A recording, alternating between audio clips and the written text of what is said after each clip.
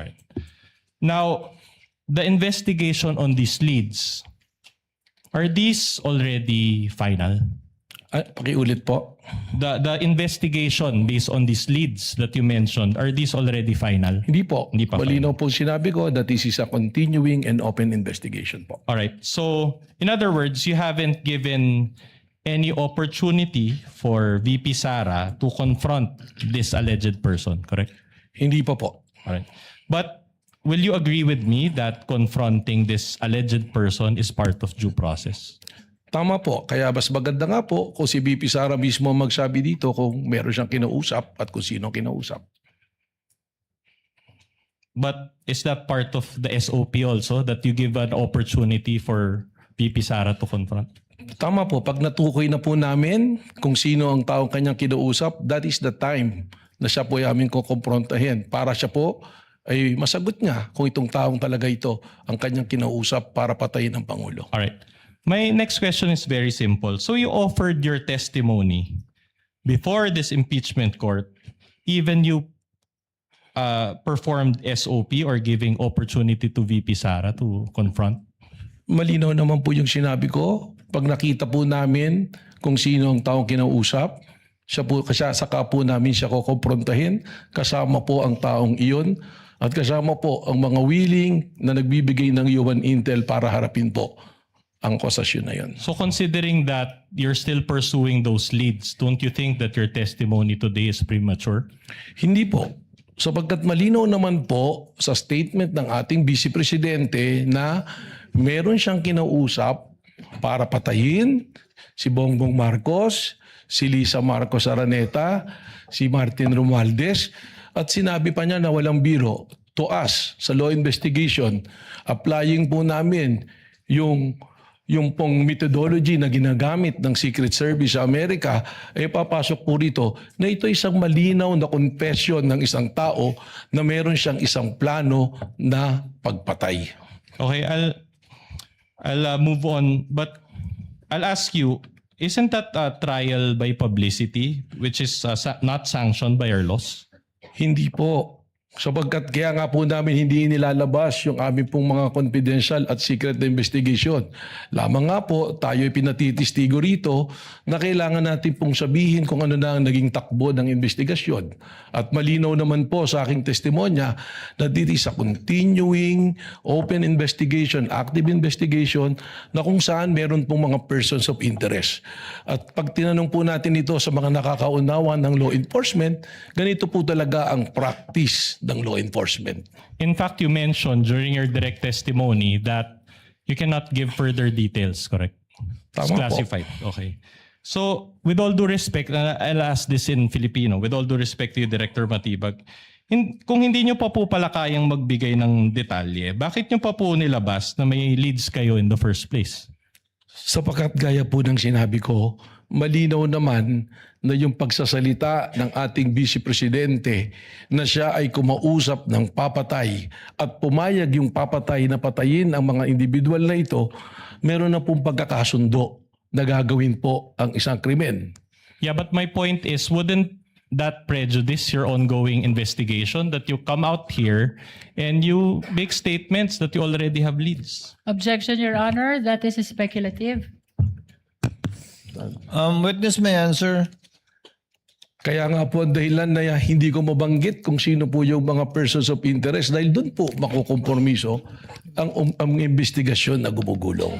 Okay, at any rate, if this ongoing investigation progresses, that is the only time that a different charge will be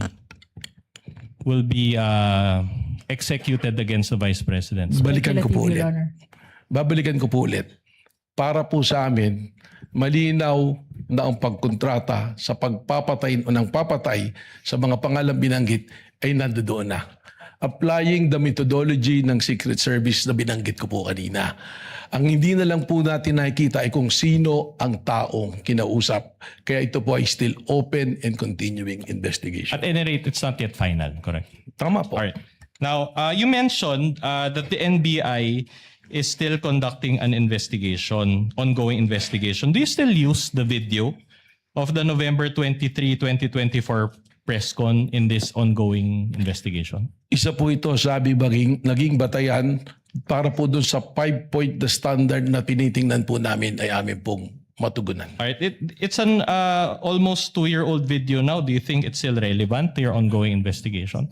Hindi po. Sapagkat hanggang sa ngayon nga, ay hindi pa natin nahanap kung sino ang taong kinausap po ng ating Vice Presidente. Okay, very well. Attorney Matibag, do you know Mel Sabio? Opo. All right. Now, about 2 months ago, an old audio-video file of the two of you circulated online. By the way, we won't show that video out of respect to your to the party's rights, as well as I saw your wife here also, out of your family members' rights and also out of Mel Sabio's rights. I'll just ask you a few questions. This video circulated online, and you already came out in the media admitting that it was you and Mel Sabio who were involved in that video, correct? Tama po yun. That is a private conversation sa dalawa pong magkaibigan na hindi nagkakasundo. All right. And my only question to you is this. Did that incident demonstrate an emotional outburst on your part? Kasama na po yun, combination na ng galit at disappointment. At ako naman po inamin ko na yan ay isang pagkakamali na akin pong tinanggap na rin at pinagsisihan. All right. Could you recall what you said in that video? Masama po yung aking mga sinabi. Meron pong hindi talaga kaya-aya. Can you recall, just to give an idea of those who were not able to I watch? cannot exactly recall because that was a really long time ago. That's okay. Now, on July 10, 2026, you wrote a letter to Representative Luistro. Do you confirm this? July 10. July 10, 2026. Opo. All right. Tama po. And in that letter, we can confront you with a hard copy, but we can also flash. In that letter, you mentioned, and I quote, "As director of the Bureau, I will personally attend to represent the NBI at this summit of director and commissioner general level law enforcement leaders across the Asia Pacific, which will require my travel and attendance on those dates." Now, those dates pertain to July 21 to 22, 2026. So today and tomorrow. Do you confirm this? Opo. All right. Now, in that letter, there was a prior letter to that, correct? Which you received from FBI Director Kash Patel. Tama po. Do you personally know Kash Patel? Hindi po, pero hindi po siya personal kong kilala. All right. And did you inform him at any point that you're a lawyer? Hindi ko po alam kung alam niya na abogado. Okay. That's interesting because in the letter, and I'll use my pointer again, he referred to you as Dear Director Attorney Matibag, which in this record was submitted to this honorable court through the prosecution on July 13, 2026. Now, just a manifestation, this now forms part of the records of this case. So, are you friends or did he just research about your being a lawyer? Ganito po kasi ang nangyari dyan. Meron pong high value target. One of the top 10 most wanted. Si Henry Kimball, ang pangalan po niya, who scammed the government about 2.8 billion. Number 2 po siya sa 10 most wanted. And we have a coordination meeting with our local counterpart ng US Embassy na FBI station in Manila, si Ma'am Courtney, asking for our help for the extradition of this person who happens to have a problem in the court in Makati. They were expecting na ito pong taong ito ay matagal pa bago ma-extradite sa kanila. Lumapit po sa atin sa NBI at dahil natulungan po natin na yung inaakala nilang buwan ang lilipas bago ma-extradite, inatulungan po natin sila sa loob ng 2 araw ay na-extradite po. Kung kaya nung na-extradite po, ito pong si Henry Kimball, ako po ay tinawagan ni Ma'am Courtney ng FBI nang siya nasa Amerika at sinabi na nagpapasalamat. Katunayan po, nagpadala po ng letter of gratitude ang FBI. At yung pong pag-attend ko sa Bangkok, hindi naman po basta lang ako attend doon sa conference. There was an opportunity on the side na magkaroon po kami ng pagpupulong po ng personal ni Director Kash Patel. Yeah. Kaya po gusto ko sana makadalo doon. Thank you for that clarification. Anyway, I'm just asking because the schedule of the court actually changed or was altered because of this letter. Just a few questions on this. Now, upon perusal of this letter, it appears na sinulatan kayo na diretso ni Director Kash Patel and walang address yung NBI. It just says Manila. Do you confirm the receipt of this letter? It was sent through an email Through po. email. Okay. Now, of course, before you wrote Representative Luistro, you first confirmed your attendance with FBI Director Patel. Am I right? Wala pa po na confirmation. Dahil malinaw naman po, sinasabi ko nga po kay Congressman Luistro na 2 event siya na magkasabay.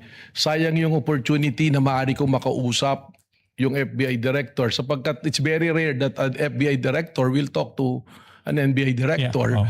So sinabi ko na baka naman pwede na mas mapaaga kung pwede lang at kung makikita naman po doon sa liham ko, respectfully I'm requesting. Pero lininaw ko po kay Congresswoman Luistro na 2 event yan at in order of priority, ang aking pong priority ang tumistigo po dito po sa impeachment court. At sabi ko naman, pinabot ko po through Ma'am Courtney that probably we can arrange another day na magkausap po kami ni Director Kash Patel. Okay, thank you for that clarification. At any rate, you're admitting that before you wrote Representative Luistro, hindi pa final yung confirmation mo dito kay Director. Meron na pong arrangement. May Pero arrangement alam na. po nila na ako'y magtitistigo. So kung malilipat po, that is the only time na ako po ay pupunta sa Bangkok po. No, I'm talking about may confirmation na kayo ni Director Kash Patel before you wrote Luistro, wala pa. There was already an invitation and information channeled to their local representative, si Ma'am Courtney po. Ma'am, sino yun, ma'am? Siya po si Courtney, siya po yung I FBI see. representative Okay. dito.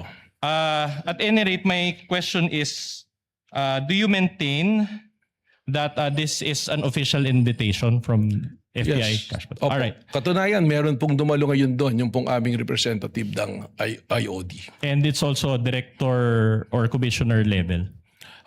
Ano po, siya po ay division level po. Are you at liberty to disclose the name? Or? Yes, opo, Attorney Chris Hernandez. Nandun siya sa Bangkok ngayon? Nandun po siya ngayon. Would you know kung si Director Kash Patel nag-attend dun sa Bangkok ngayon or nag-cancel din siya? Hindi ko po alam. I Ay, have to wala. get the information. All right. Now, just one last manifestation, Your Honor. Again, these documents comprising of 3 documents, June 24, July 10, and July 13, were introduced by the prosecution and then are now part of the records of this case.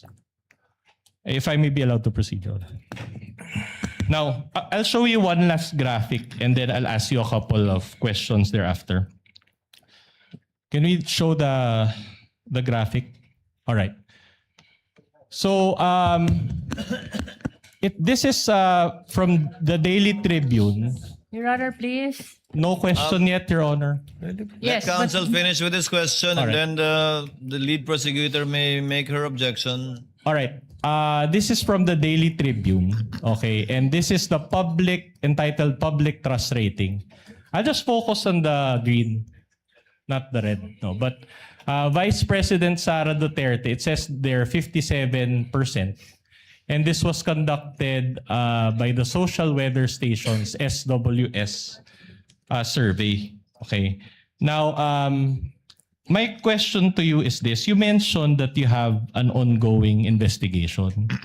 Do materials like this, insofar as how Filipino people view or trust VP Sara, have an effect in your investigation? objection, Before Your the Honor. witness answers, lead prosecutor is recognized for objection. What is the basis of the objection? Your Honor, the defense is showing a picture of the president and the vice president with a certain rating at the bottom.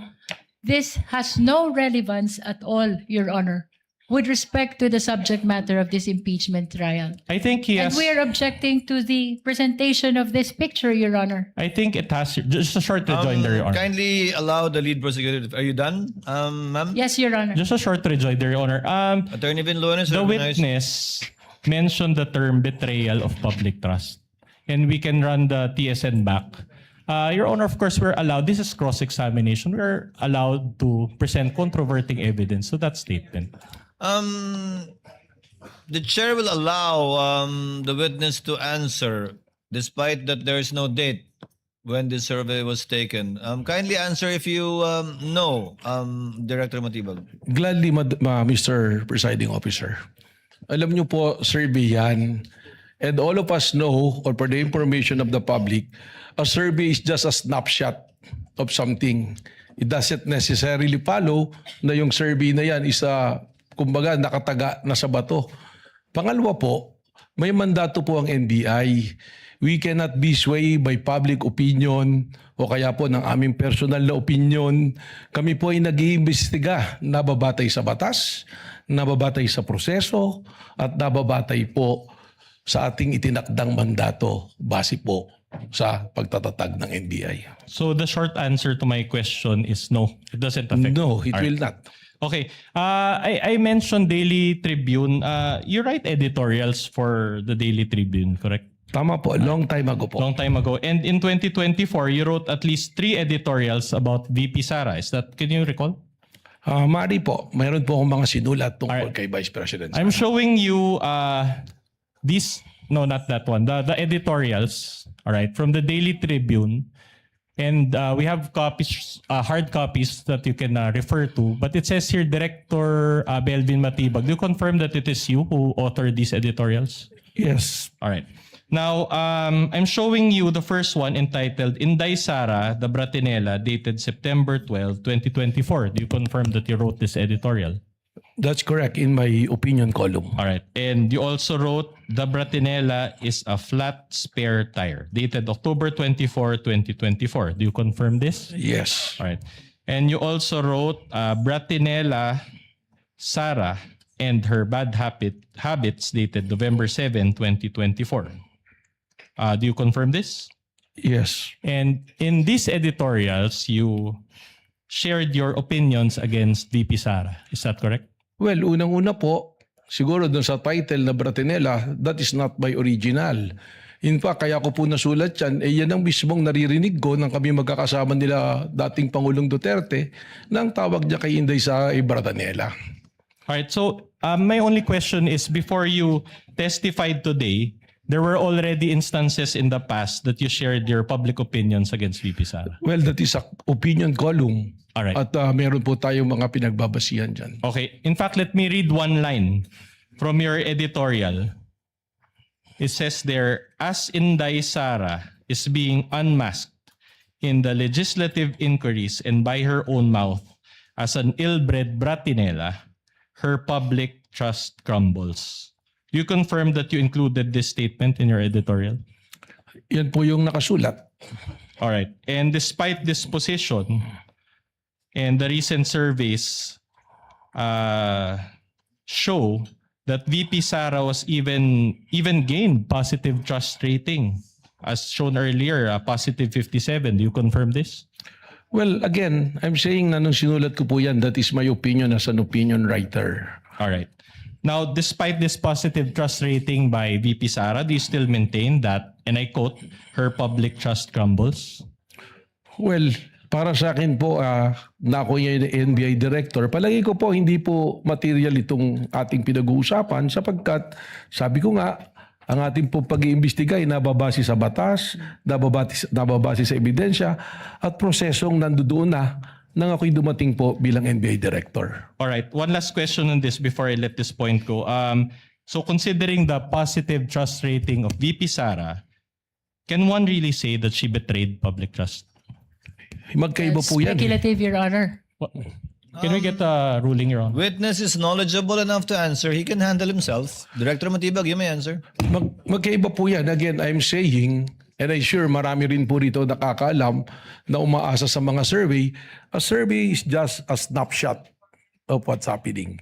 It doesn't necessarily follow na pagka yun ang lumabas, ay yun na yung totoo. Pangalawa, pagka po ating pinagbasihan ng popularidad, ang ibig sabihin po ba nito, ang isang pinakakilala at popular na tao pwede lang gumawa ng krimen at hindi natin papapanagutin?